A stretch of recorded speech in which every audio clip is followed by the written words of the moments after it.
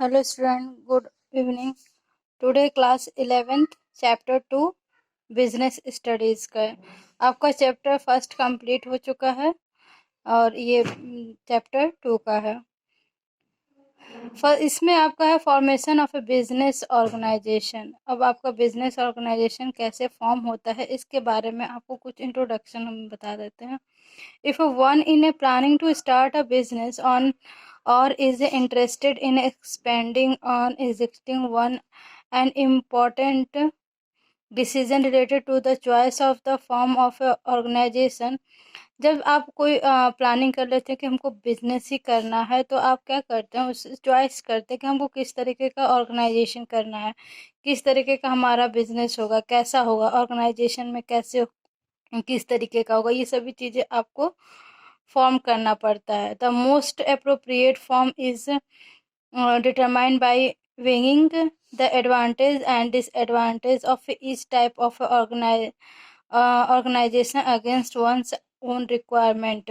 अब इसमें कुछ आपको हम बताएंगे कि किस किस प्रकार के बिजनेस होते हैं, ऑर्गेनाइजेशन होते हैं और उनके मतलब डिमेरिट्स और एडवांटेज, मतलब एडवांटेज और डिसएडवांटेज क्या क्या होते हैं। Various form of a business organisation from which one can choose the right one include. अब इसमें बहुत सारे आपके पॉइंट्स हैं जो आपको हम बताएंगे, उसमें से कौन सा सही है बिजनेस के लिए। सभी अपने अपने जगह सही है लेकिन कुछ डिमेरिट्स और मेरिट होते ही हैं। फर्स्ट है सोल प्रोप्राइटरशिप्स, सेकंड है joint Hindu family business, third है पार्टनरशिप, फोर्थ है कोऑपरेटिव सोसाइटी और फिफ्थ है जॉइंट स्टॉक कंपनी। ये 5 तरीके के आपके ऑर्गेनाइजेशन है, बिजनेस ऑर्गेनाइजेशन। इसमें एक एक ऑर्गेनाइजेशन को हम एक्सप्लेन कर देंगे। फर्स्ट ऑफ ऑल आपका है sole proprietorship.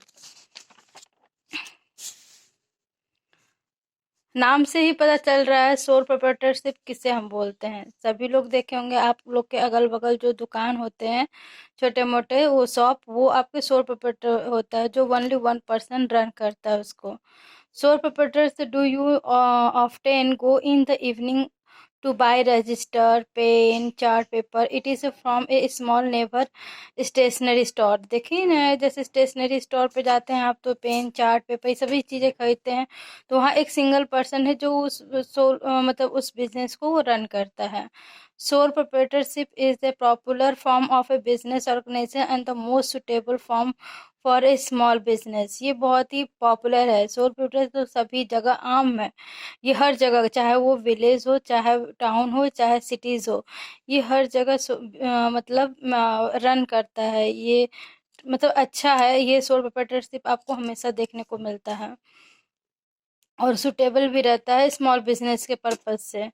Especially in their initial year of operation, sole proprietorship refers to a form of business organization which owned, managed and controlled by individual who in the receipt of all profit and a bear of all risk। इसमें क्या होता है कि जो ये जो business organisation है, इसमें आपको खुद ही मैनेज करना पड़ता है, खुद कंट्रोल भी करना पड़ता है और जितना प्रॉफिट है आपको ही रिसीव करना पड़ेगा और रिस्क भी आपको ही बियर करना पड़ता है, क्योंकि आप अकेले रन करते हैं सभी चीज़ों को, तो वो आपको हर चीज़ से रिलेटेड रहना पड़ेगा।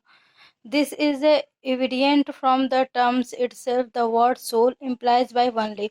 सोल को इम्प्लाइज किया गया है वनली से, मतलब सोल मीन्स अकेला होता है।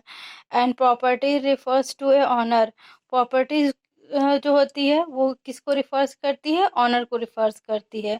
तो सोल मीन्स हो गया आपका अकेला, वनली वन पर्सन, और प्रॉपर्टी रिफर्स कैसे करती है, ऑनर को। तो ये हो गया सोल प्रोप्राइटरशिप का word। Hence, a sole proprietor is the one who is the only owner of a business। वो only one sole proprietor जो होता है only one owner होता है अपने business का।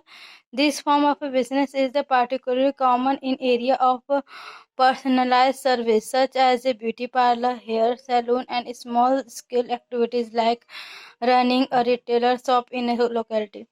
ये सभी चीज़ें आप लोग देखे होंगे, जैसे हेयर सैलून हो गया, ब्यूटी पार्लर, ये सब सारे किसमें आते हैं, आपके सोल प्रोप्राइटरशिप में आते हैं।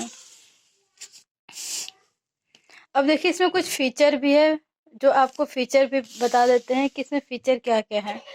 Silent characteristics of the sole proprietorship form of organization are as follow.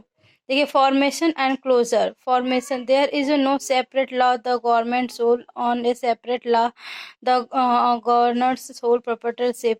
देखिए, सोल प्रोप्राइटरशिप के लिए कोई गवर्नमेंट ने अलग से कोई लॉ नहीं किया है, ना ही लॉ बनाया है. इसका मतलब है कि आप जब मन करे तब उसको खोल सकते हैं, जब मन किया तो बंद कर सकते हैं. इसमें कोई आपको रिस्ट्रिक्शन नहीं रहती है. Hardly only legally if formalities are required to start a sole proprietorship business can also done easily. आप sole proprietorship को कोई मतलब थोड़ा बहुत लीगली फॉर्मेलिटीज करना पड़ता है, तो उतना कोई इम्पोर्टेंस नहीं रखता ये, क्योंकि सोल प्रोप्राइटरशिप आप जब मन चाहे तब आप शॉप रन कर सकते हैं, जब मन किया तो बंद कर सकते हैं.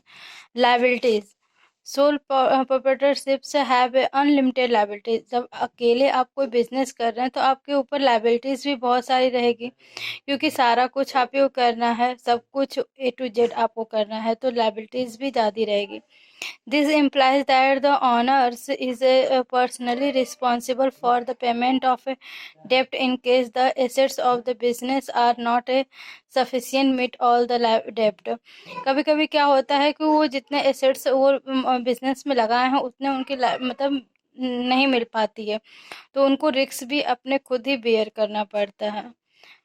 नेक्स्ट पॉइंट है sole risk bear and a profit receipt.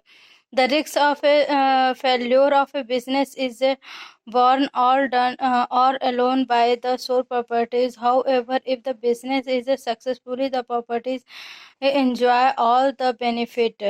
इसमें क्या होता है कि रिस्क भी बिजनेस में खुद ही बियर करता है और जो प्रॉफिट है वो खुद ही रिसिप्ट करता है. जब वो सक्सेस होगा तो उस सारा बेनिफिट उसी को मिलेगा.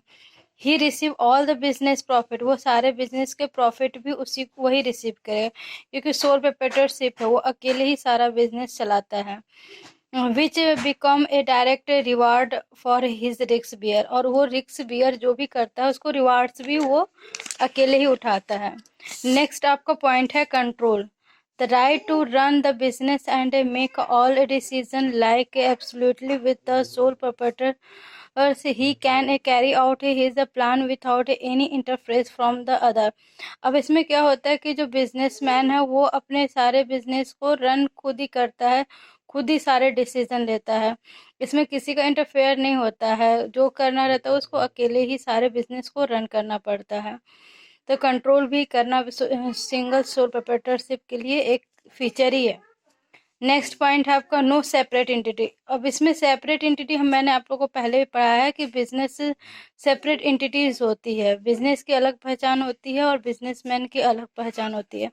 लेकिन सोल प्रोप्राइटरशिप में क्या होता है कि सेपरेट एंटिटी नहीं रहती. In the eyes of the law no distinction is made between the sole traders and his business. The owner is therefore held responsible for all the activities of the business. जो भी business में activities होते हैं वो सारे क्या होता है, वो बिजनेस खुद करता है.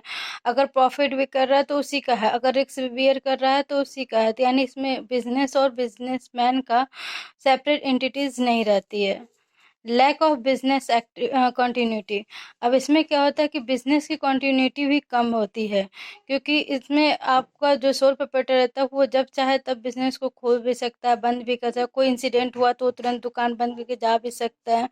तो ये सभी चीज़ें होती हैं जिसमें कंटिन्यूटी नहीं रह पाती है. The sole proprietorship business is own and control by one person. The he sold properties will have a direct and a determined and effect on the business and may even cause a closure of the business. Lack of business continuity में यही रहता है कि businessman जो होता है वो अपने कंटिन्यूटी को रेगुलर नहीं रख पाता है, क्योंकि बिजनेस जो होता है कंटिन्यूटी पे बेस्ड रहती है. अगर आपका बिजनेस कंटिन्यूटी नहीं रहेगा तो वो बिजनेस लॉन्ग टर्म के लिए रन नहीं कर पाता. इसीलिए सोल प्रोप्राइटरशिप में ये ज़्यादा फीचर्स देखे गए हैं. Thank you. Have a nice day.